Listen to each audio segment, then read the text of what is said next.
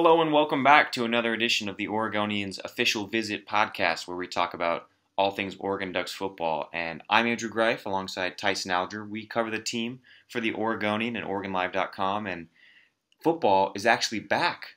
We're talking on the second day of fall camp on Tuesday, August 11th.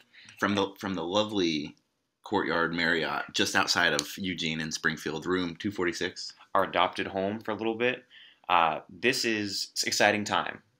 College football is back in Eugene. You can't actually watch college football in Eugene right now because practices are, as always, closed. But the fact that people are about to put on pads in a couple days is very exciting to me.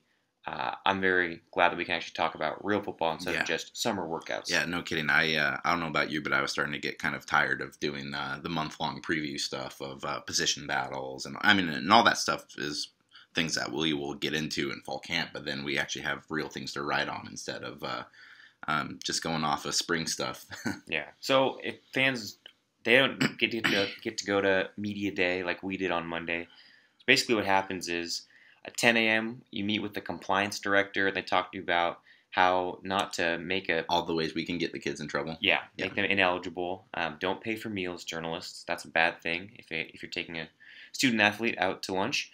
And then we met the players at 11. Mark Helfrich spoke first, and then we came with basically, 50 players sat around tables and just waited for journalists to pepper them with the same question over and over. Yeah, I think so. It's actually funny. So the way Oregon does its interviews during the week, they have a rule where it's basically if a guy talked on Monday, he's not talking on Tuesday. So we all put in our request for today, and I'm pretty darn sure just about everyone on the team talked yesterday. So, there was a lot of availability for guys yesterday, and it was, we both put in our list, but I'm pretty sure, I went and talked to probably at least 15 or 20 guys yesterday. It was fun. Yeah, and now the Ducks are going to be practicing Monday through Saturday in fall camp.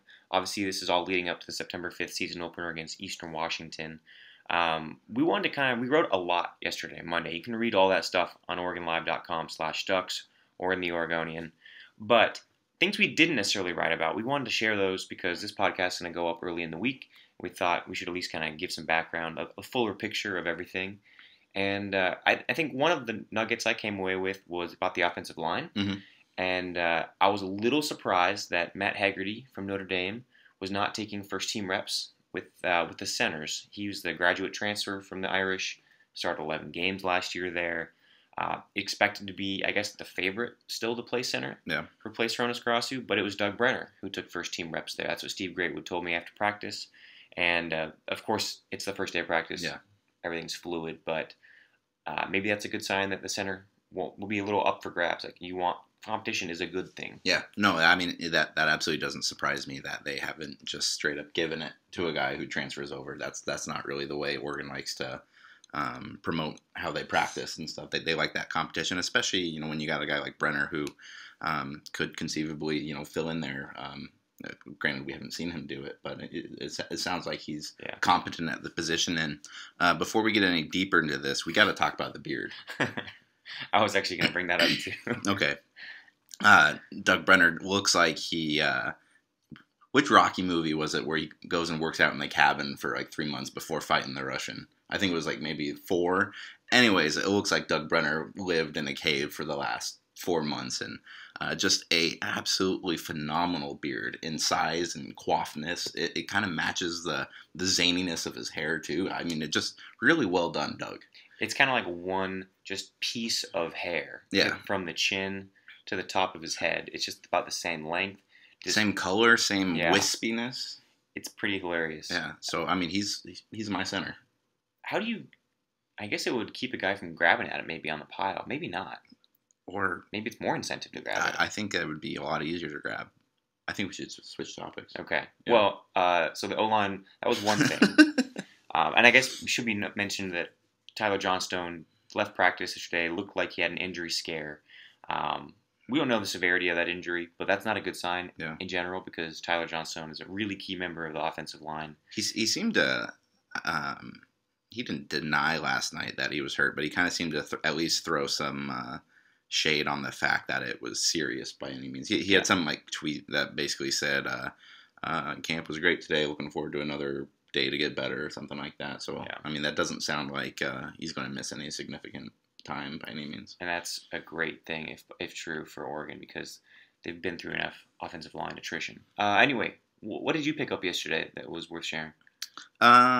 Something I'm going to be writing about today. When I was talking with Dwayne Stanford, we were talking about the quarterbacks. Like I think just about everybody was, but I was asking him, when Vernon Adams gets to camp, is it going to be hard to develop chemistry in kind of an accelerated atmosphere? And I mean, nobody's denying that it would be better if Vernon Adams was here right now. Like, there is chemistry there. But he said just because of the way that Oregon runs their offense, the way their routes are designed, it's very few timing patterns.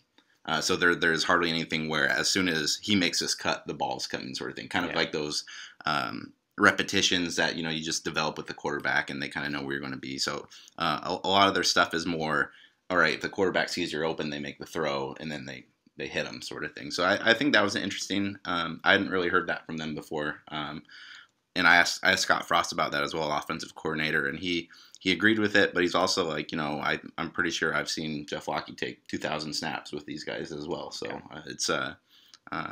it's the chemistry will play a factor, but it's not going to be like something that he's not going to be able. Adams isn't going to be able to come in here and be able to competently run this offense. Yeah.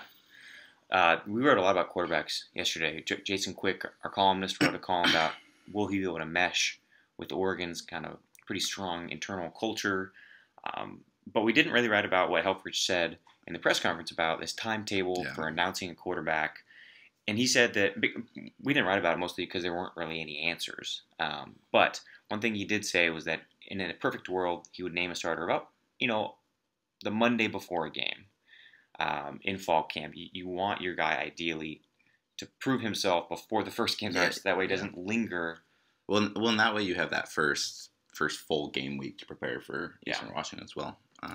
But if it does linger, he said that there's no artificial deadline end date.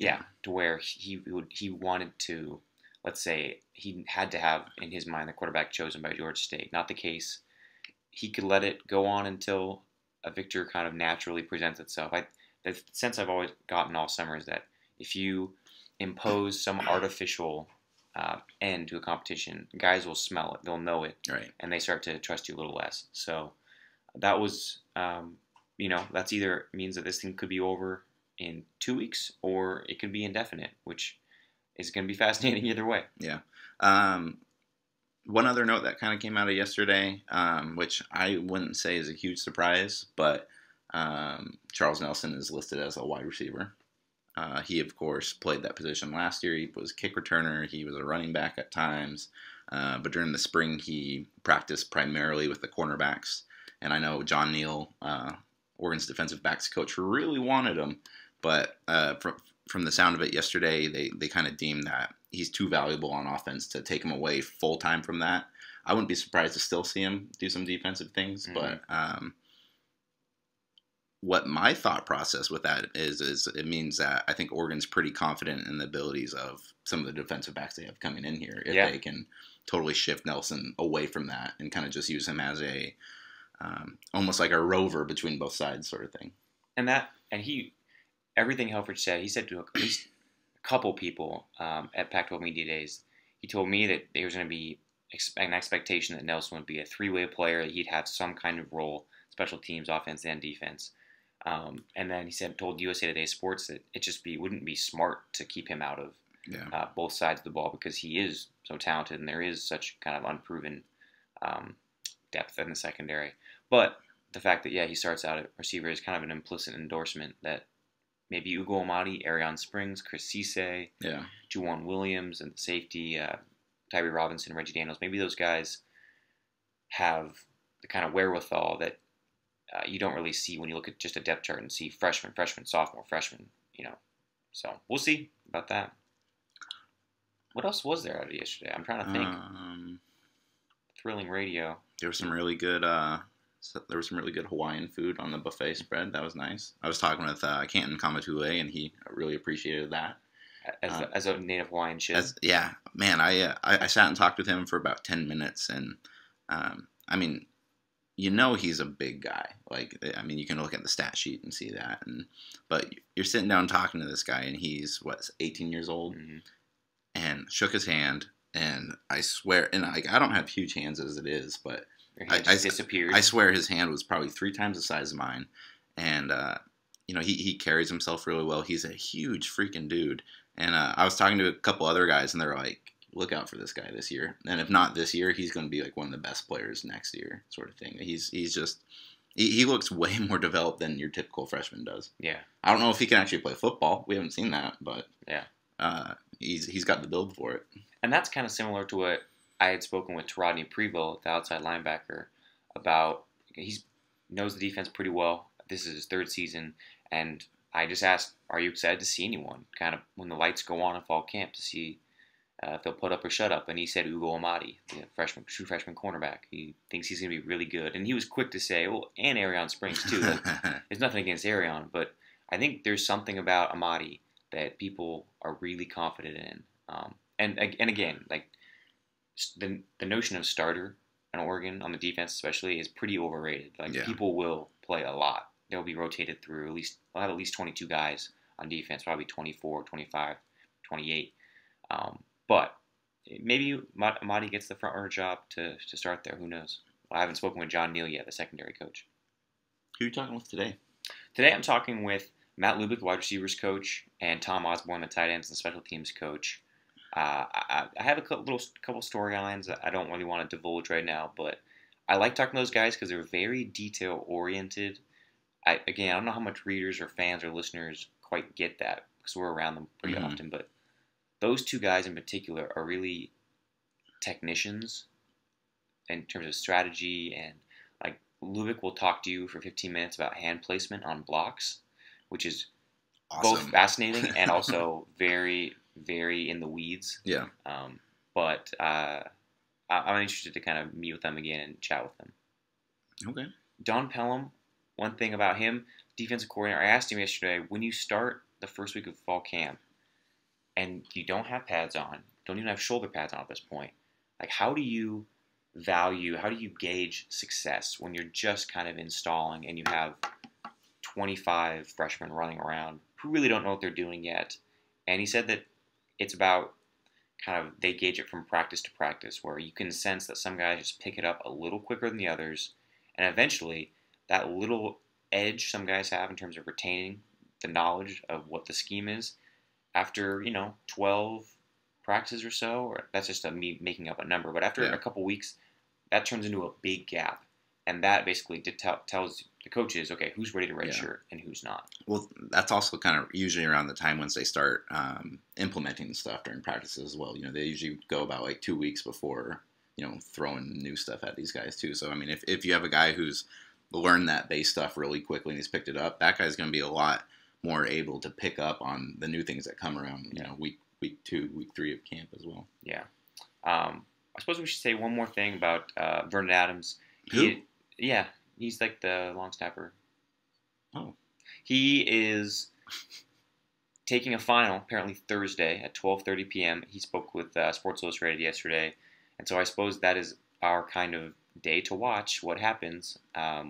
It's a final that I've read a couple different places. The Spokesman Review this morning wrote a story kind of recapping his comments in Sports Illustrated, or at least his text messages to Sports Illustrated.